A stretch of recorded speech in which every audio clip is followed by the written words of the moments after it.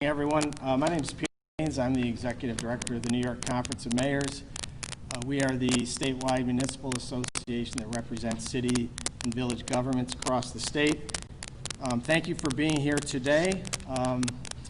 First thing I want to do is introduce who we have behind me, and I'll just ask that folks hand as I say their names so you can tell who is whom, who is who, excuse me. We have Mark Olson, the mayor of Fayetteville. We have Ben Walsh, obviously the mayor of the city of Syracuse. Rich Bucci, the mayor of the city of Binghamton. Fran Murray, the mayor of the village of Rockville Center. And Kathy Sheen, the mayor of the city of Albany. Back across the top, we have Robert Kennedy, the mayor of the village of Freeport. Gary McCarthy, the mayor of the city of Schenectady. The mayor of the village of Honeoye Falls.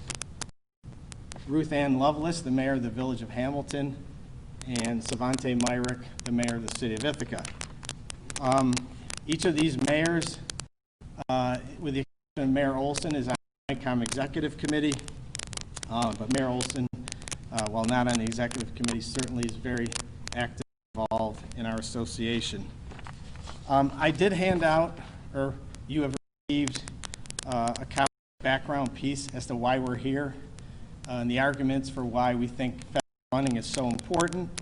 I won't go through it, but we've been making the case as an organization for the last 6 months that federal funding is essential to our communities across the state. We have a lineup of our office, Mayor Walsh, that are going to speak and address these issues in particular and how they relate to their communities and why the need for federal funding continues to be a dire need. So with that, I'm going to introduce Mayor Ben Walsh, the city of Syracuse.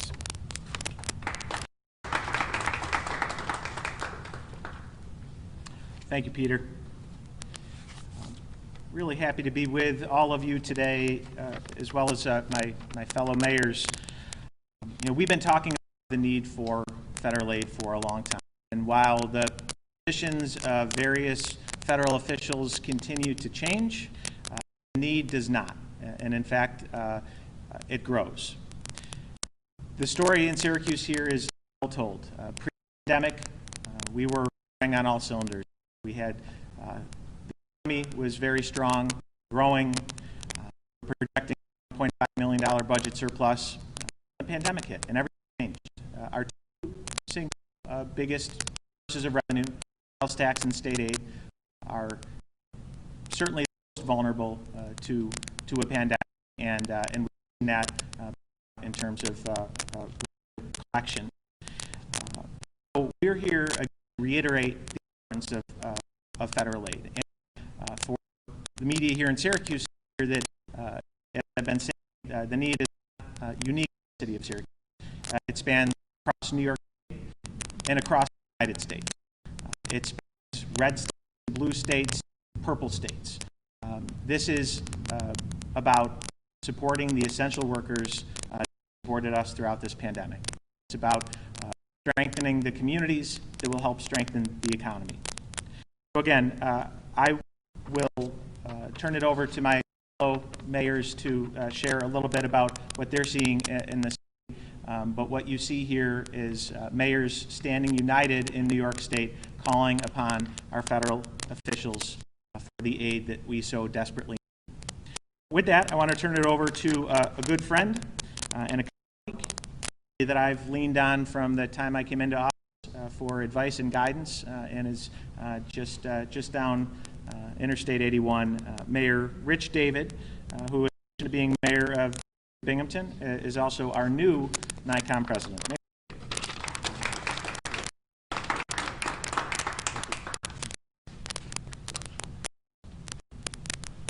Morning, everyone. Thank you, Mayor Walsh, for hosting us this morning. Thank you to the New York Conference of Mayors, to my fellow colleagues who have really joined us this from across the state of New York, so that we could speak in one voice about an issue that's very important. This is not a red state issue or a blue state issue. It's not a political issue.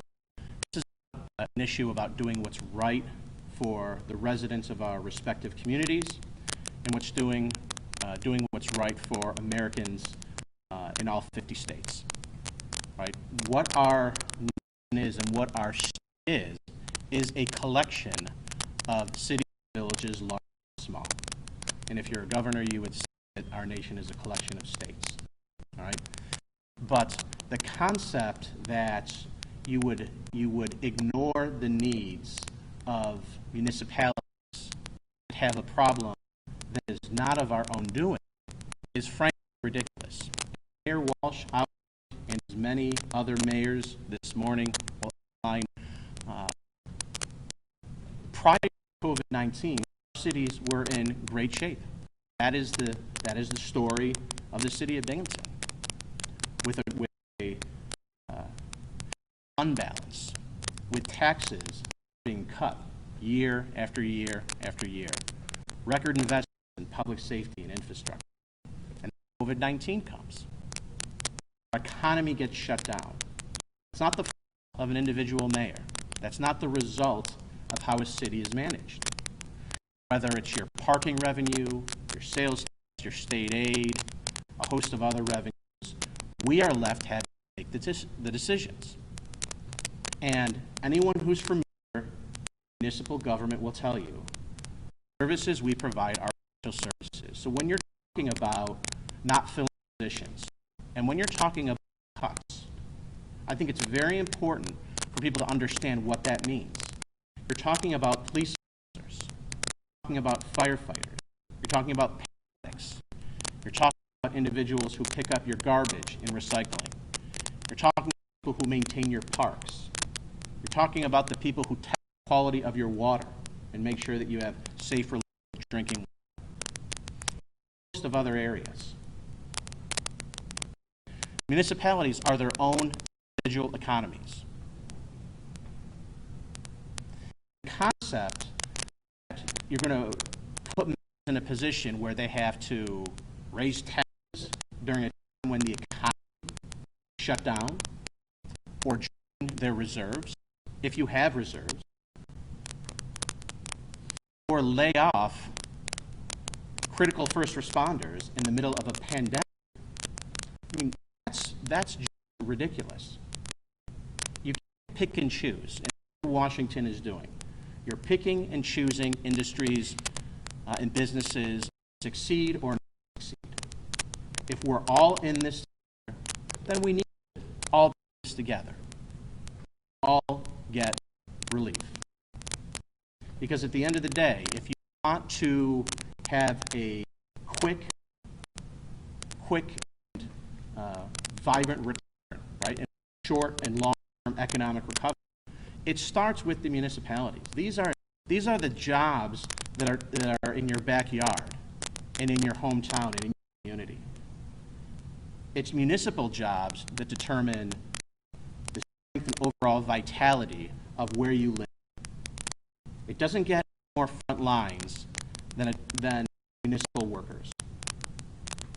And the concept that mayors and villages and cities and states are now some sort of partnership or some pawn in some discussion in Washington, that's just obscene, ridiculous.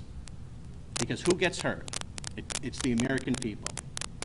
And at a time when you have a pandemic, a medical pandemic, the last thing you want to have is a reduction in first responders and people who are on the front lines of dealing with the health and safety issues of a pandemic, making sure that your neighborhoods are clean and safe, making sure you have enough paramedics who are on the front lines responding, or police officers who are on the front line responding. And many of us have already made the decisions. I presented my budget yesterday. I chose not to raise taxes. We held the line on taxes, kept a lot of positions vacant. We did have to use our reserves to stabilize or subsidize millions of losses in sales tax and potential state aid. We used the good times to prepare for this type of emergency by creating reserve accounts. And some municipalities are in better shape than others. Not everybody is able to do that. And it's not the mayor's fault that you have this global economic pandemic that is beyond our means. You have states that have been thriving, that have been battered and brought to their knees. So the concept that this is still being a discussion point, that yesterday talks stopped and then shortly were potentially resurrected. You know, we don't have this type of time for the games to be going on. These are things needed yesterday, not tomorrow. And so I think the fact that you have a bipartisan group of mayors who have literally dropped everything to show up, traveled across the state to speak in one voice, just shows how critically important this issue is. And with that, I would like to now turn it over to friend and colleague, the New York Conference of Mayors, first president, also the mayor of Rockville, Mayor Francis Murray. Mayor.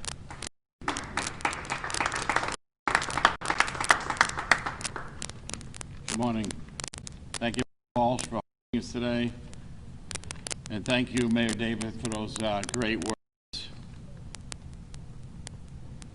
My name is Francis Murray, Mayor of Rockville Center, which is in Nassau County, down in Long Island, about 5 hours from here. We are a village of about 3.5 square miles with about 26,000 people.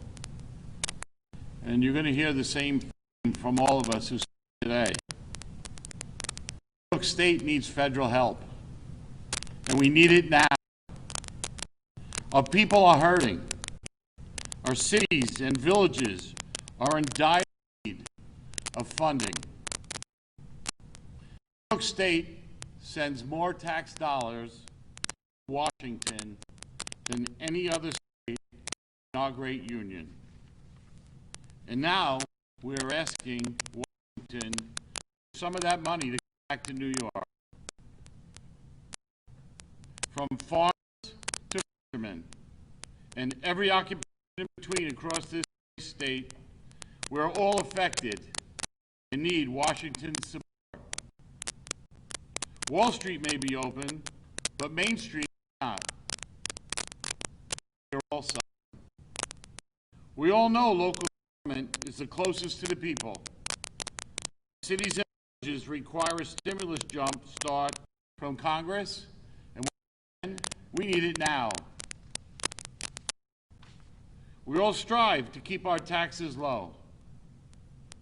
We all do this by outside revenues.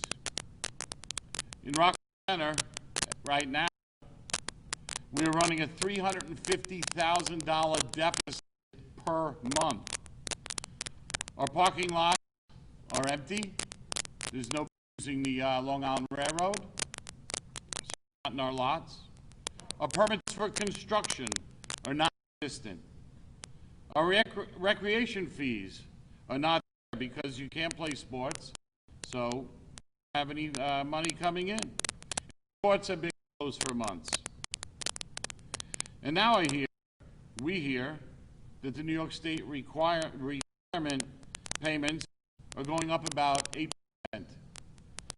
That's $25,000 for our village. Health insurance anticipates 1.8% increase to the state, but yet we still have to be under the 2% tax cap. We stand here together, pleading our case to the members of the United States Congress. Listen to us, loud and clear. New York State has been there for the United States constantly for over 240 years. And now we ask you to be there for New York State in our time of need. NYCOM will continue to fight until we see positive results for all our cities and villages. Thank you. I would now like to introduce a friend and colleague from the Mayor of Albany, Kathy Sheen. Thank you so much. So you've heard two mayors. You've heard from this conference that is bipartisan, that represents mayors who are Republican, Democrat, and Independent. And you've also heard from mayors who have to do something that they don't have to do in Washington, which is balance a budget. We have balanced our budgets for years. We made incredibly difficult decisions after the recession in 2008, 2009. In the city of Albany, we've actually shrunk our budget, reducing spending, not the way Washington does, by saying we've reduced the amount of the increase. We've actually reduced spending. And we finally got to a place after the impacts of that recession where we had just started to create a fund balance for our city, just started to create that rainy day fund. The decisions that we made were resulting in a record opportunity for us to invest in the community and invest in our neighborhoods. We know that every time there's a recession or something like this pandemic happens, who gets hurt most? Those who have least. So in a time when we have unprecedented social unrest in our cities, when we have people demanding justice, when we have people who have been disproportionately impacted by this pandemic, and then to cut funding that provides essential services to those very people, we pile on the inequity. It cannot stand. The mayors behind me have done amazing work managing through this pandemic. We've come together to share ideas, to share what's working, to come up with creative ways that we can respond to the needs in our community, that we can do that in a way that demonstrates unity and leadership. And it's time for Washington to recognize that you cannot bail out cruise lines and airlines and Fortune 500 companies leave cities with dust. Our costs haven't gone down. We still have to pick up the garbage. We still have to make sure that we have police officers on the streets and firefighters in the firehouses, paramedics and EMTs ready to respond to emergencies. We have to make sure that our parks are safe. Make sure that we are continuing to do all that we can in a community that is hurting, a community where so many of our residents have lost jobs, are food insecure, and we are stepping up and doing that. And Washington needs to. This cannot stand. The resources are there. There's no reason at all that we should not have a package to replace revenue for cities across the state and across the country tomorrow. Washington knows what to do. We know the impact that it will have. And to allow that to continue to play out as some sort of political game hurts every American. Whether their mayor is a Democrat or a Republican, whether in a red state, a blue state, or a state. And so I am so proud of this organization and mayors across the country who are doing what we did, stopping everything. You want us to talk about this issue? We will travel across the state to talk about this issue. It's that important, and the time to act is now. And so I'd like to turn it back over to our fearless leader, Peter, who helps to keep all of us mayors together and moving in the right direction.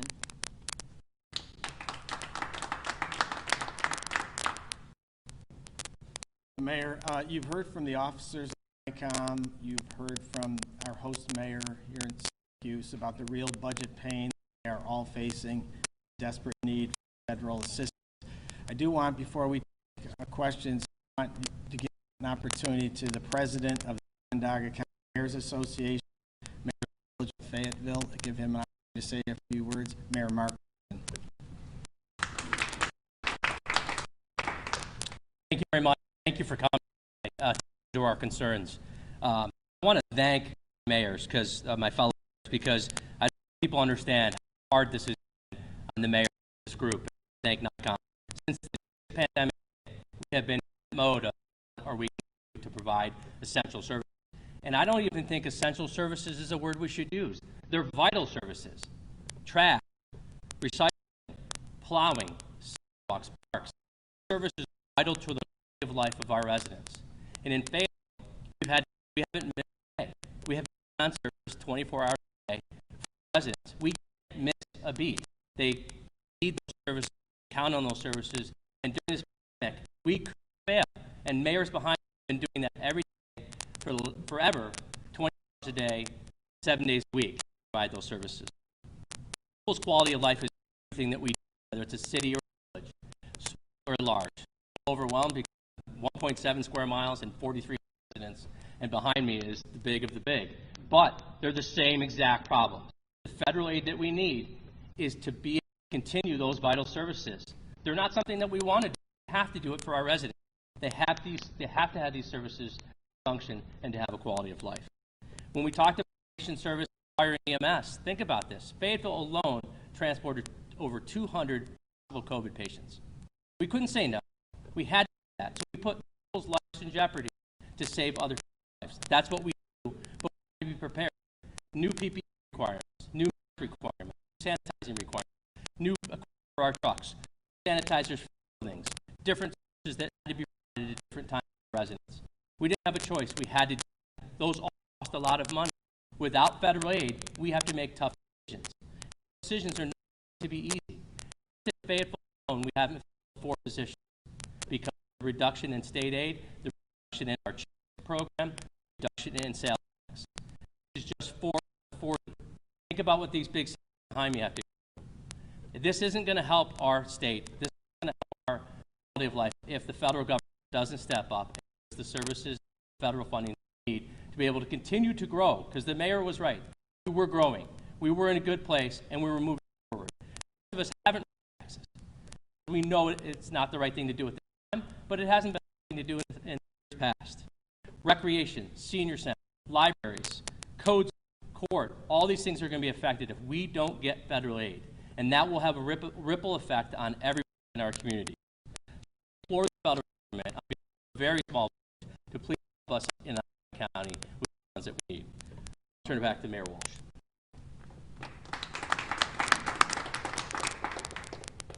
Thank you, Mayor Olson. Not much more we can say. I think you heard us loud and clear. As Mayor Olson said, we're not just calling upon our officials back at the table. We're calling them to do clear what's at stake. Open up questions, just some ground rules, I would say. Certainly on-topic questions for mayors here, we're happy to answer that. We can do off. And if any local media wants to pull me aside afterwards, I'm happy to do that as well. So with that, questions? Mayor, one big stand here in the city of Syracuse that we've already had to make difficult decisions the upbeat tax revenues from the county just recently with that state near I talked about what we're projecting before the pandemic. Since then, as I've noted, we're looking at approximately $41 million in lost revenue. To make up for that, we've made adjustments to our prior year budget as well as our current budget. Most recently, the $18 million cuts that were part of contingency spending. All of that remains intact. The most sales tax payment was certainly a pleasant surprise. It was above our projection, but it nowhere. It doesn't get us anywhere close to normal and doesn't change the path. So we're moving forward. We're in the final conversation with our union, our furlough. We expect votes on that likely next week, and most city employees are going to be impacted by those cuts, and because everyone in the community is going to be impacted by them as well.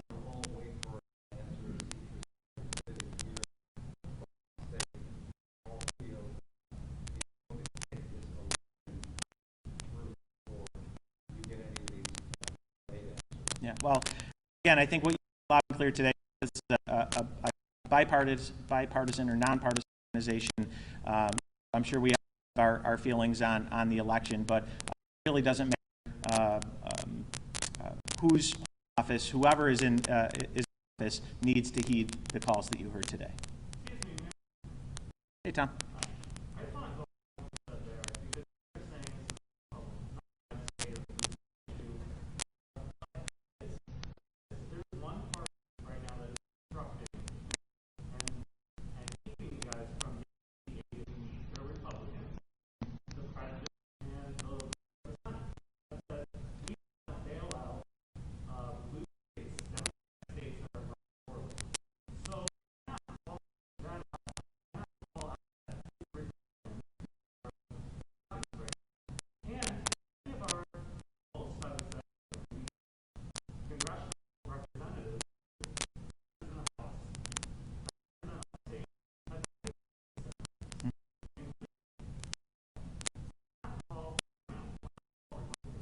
Yeah.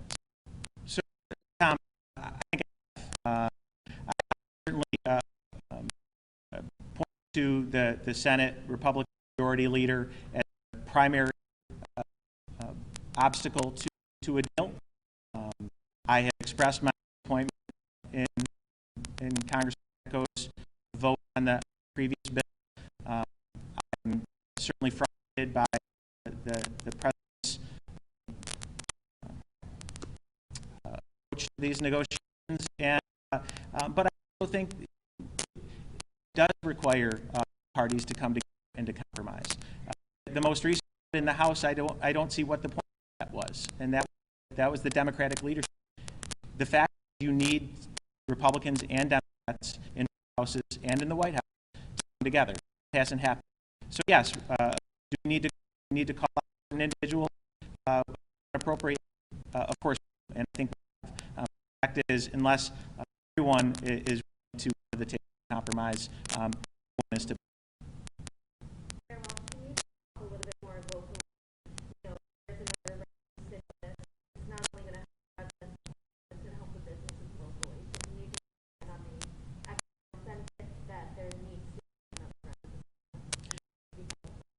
Absolutely. Again, I think you heard Mayor Sheen. Now the federal government is picking winners and losers when it comes to the stimulus, and it can't afford to do that. We need every industry to be in a position where they can recover, including local government. And the problem with not supporting state and local aid, it has a the cuts that you're spending in the city of Syracuse and in other municipalities represented here today directly impact people's life. They impact the businesses that are operating within our municipalities. So that is impacting our businesses on top of what they're dealing with straight from the pandemic. So the stimulus is needed in every industry. It's needed to be. We need to make sure that it's done equitably and fairly. But the need is great, and it goes across industries. And I think when we need, like now, some average person might forget that tax revenue is a lot of generate for the city of Syracuse, I'm sure the others as well. So can you just stress the importance of sales tax revenue, what that means now, if you really have that right? Sales tax revenue is our single largest revenue source. We have a little over $250 million operating budget. Sales tax revenue it amounts to around $90 million. So that gives you a sense of what's at stake here. You can't generate sales tax when the economy shut down, but that's where we're in. And even if the economy is trying to recover, there's so much loss up to this point that without federal aid, that recovery is going to extend for months and years to come. What we're asking for, again, it's not a bailout. It's just to get back to a level playing field where we can all continue to make the hard decisions that we need to do to remain viable. But the federal government is only place to make up for those losses. Again, sales tax is critical. It is most of the municipalities. And again, the revenues are most vulnerable to a pandemic.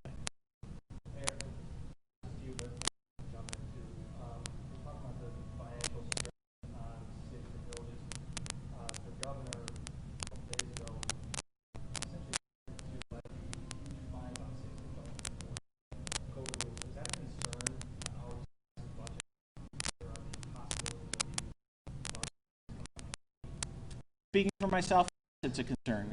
The bigger concern is that our communities remain healthy, and I believe that's what the governor's action.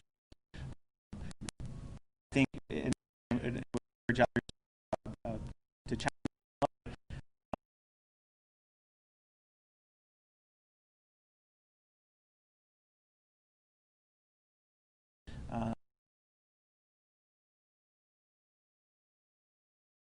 Is work.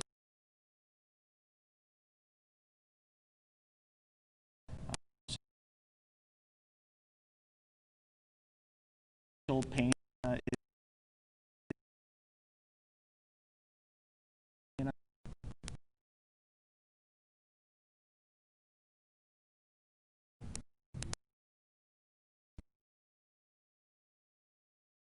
I haven't had any conversation specific concern around enforcement.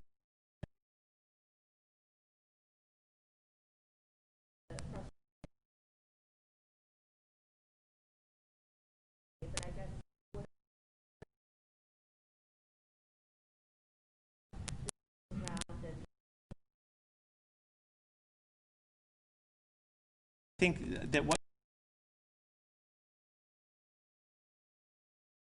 message from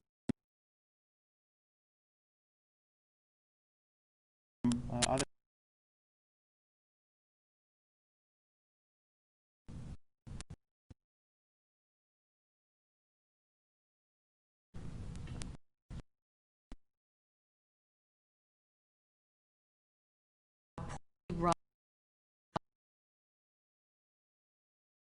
I would put budget anywhere, anytime.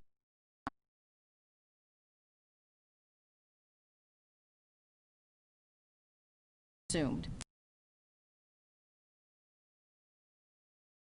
Really ask country.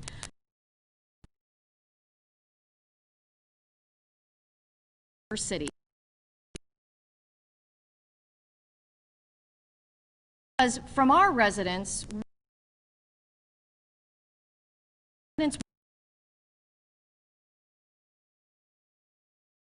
parks that they have access to and that they're safe is it's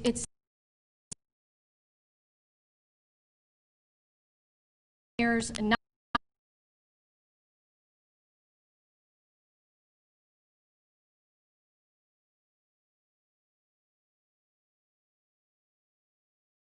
ensuring really challenging. And so maybe we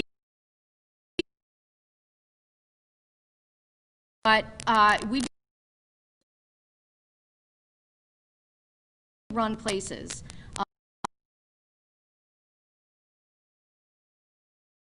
who care about their communities. I think most mayors are impacted by higher education and the impact that has on the local economy, especially with sales. I know Mayor Myrick apparently this morning that's going to be remote for 2 weeks. Knowing that it has that impact, how does that affect your decision going forward in the students now, but also having COVID-19 impact?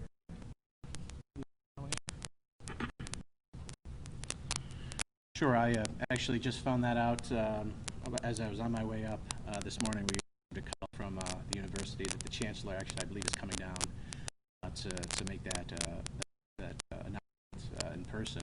But you know, obviously, Binghamton University has a significant economic impact on the city of Binghamton and the surrounding region.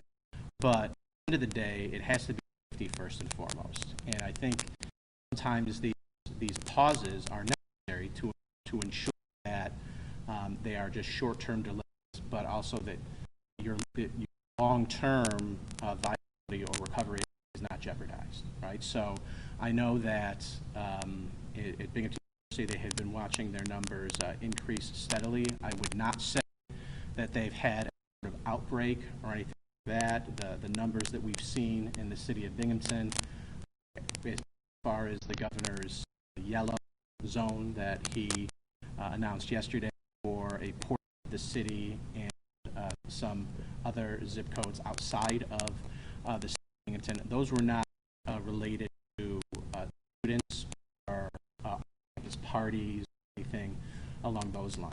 So I do think that it's the right decision on the part of Binghamton University. I believe they feel that it will allow them to, after 2 weeks, allow them to finish the semester in person. Binghamton University is about 17,000 graduate and undergraduate students, and a significant portion of them live in neighborhoods in the city of Binghamton. So it's just an exponential impact, whether it's restaurants, taverns, retails. There's a huge economic boom, but we would never ever, nor would we here ever talk about sacrificing safety for finances. No matter how dire the situation is right now, the safety of the community, the safety of the students, that is what is most important right now. And it's a virus, and a virus is going to, people are going to get the virus. And so this started in March. Our southern tier numbers have been extremely low for a very, very long period of time. We've seen, a spike in the last week, but the numbers are going down these last several days. The city has been very aggressive. I've directed the fire marshal's office and the police department. They conduct essentially at this point daily compliance checks to restaurants and taverns at different hours of the day, different days of the different hours of the day. They're almost every day of the week now, and we have not found any violations. The liquor authority down last Saturday, and they did not find any violations in the downtown area, which is where student taverns are, as well as the west side, which is where the concern of the spike was. So from an enforcement standpoint, we're doing what we need to do, which is people need to wear a mask, and they need to follow the rules, and they need to be socially respectful. Thank you. Mayor Lovelace. Mayor Meyer. Thank you. Hello, I'm Ruth Ann Lovelace, Mayor of the Village of Hamilton, home to Colgate University. Very small, has 2,000 residents. When it's in and it more than doubles because it has about 2,800 students. Very concerned with the village when Colgate made the decision to invite all the students back who wished and sort of try to maintain a schedule that would be safe not only for school but also for the village. I have to really do a shout out to Colgate. I think that they did an incredible amount of work to prepare for it. They have millions of dollars to adjust to this new normal. Test regular students were quarantined for 2 weeks when they first came to the village. So we saw no students those 2 weeks until after the quarantine.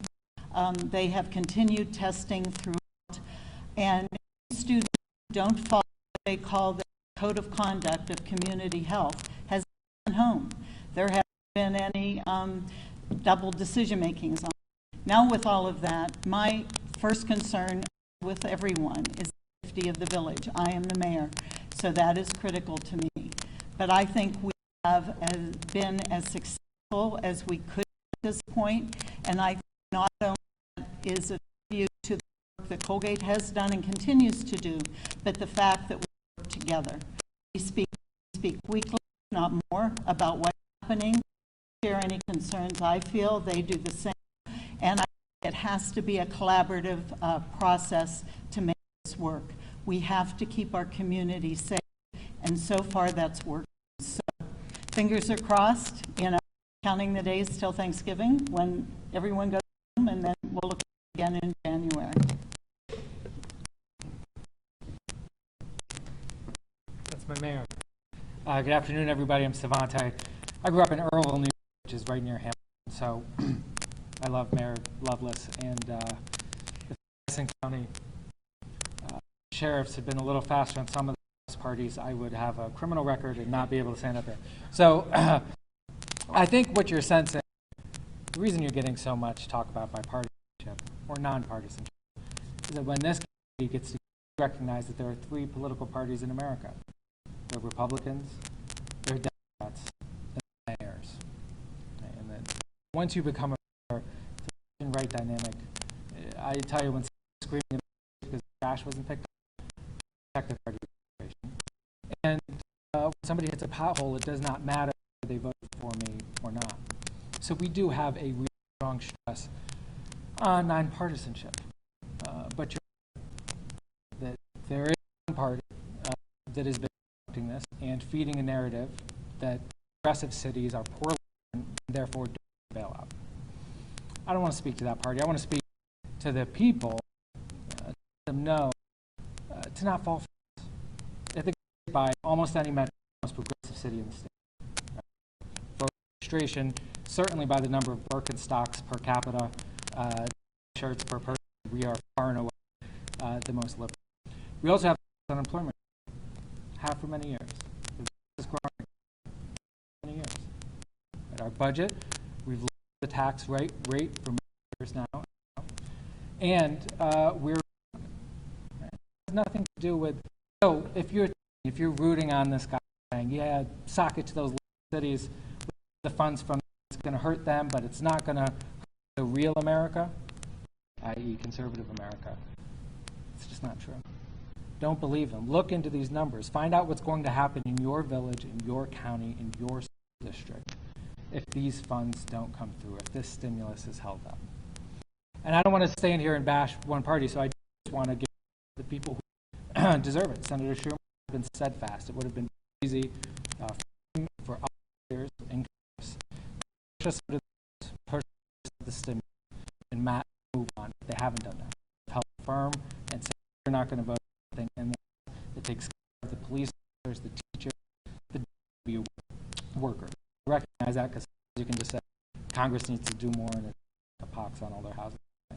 I also recognize that just recently, who did vote against the stimulus, has said he would vote for a package that includes aids for cities and states. That kind of bipartisanship is what we need more of. Why would I say that in my election? Because I mean it. That kind of bipartisanship is what we have. What does this relate to schools, colleges, and universities? This would, again, be a false dichotomy that's being proposed, which is we can either help these states and cities or we can get our economy back on track.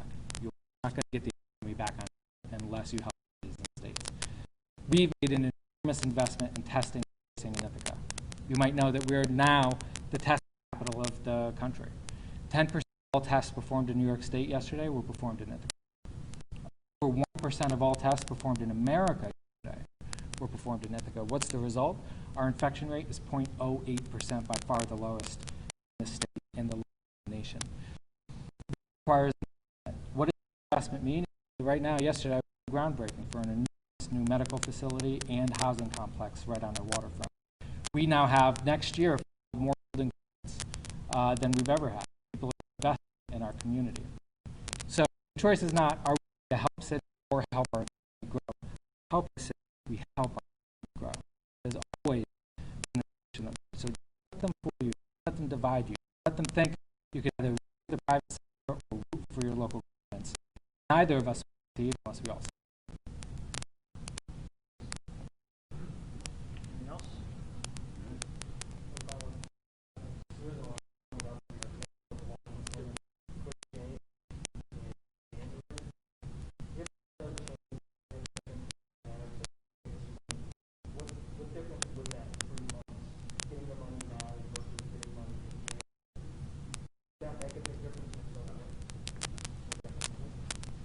Yeah, I'm sure one of us could answer that question. You know, we locally, the cuts that we recently announced were based on our projections for what's going to happen over the course of the fiscal year through June. If projections prove to be conservative and the losses continue, then there's a likelihood that it will impact people's lives and additional services. So what making educated choices here, and that's up to this point. I think that the longer we go, help, the more one is see what what those losses look like, and it's going to get harder. It's just going to get worse. And I do appreciate Mayor Myers, who's my mayor, right, as a Ithaca County bombers, that you should credit where it's due to our delegation, and Senator Schumer certainly leading deserves it. Senator Grant deserves it, and Congressman Cacco, as much as I said, expressed my disappointment on his initial vote. I think that the bipartisan proposal that they put forward, without having gone through all the details of it, appeared to be, and I'm disappointed to get more traction. So I agree with Mr. Clark. I think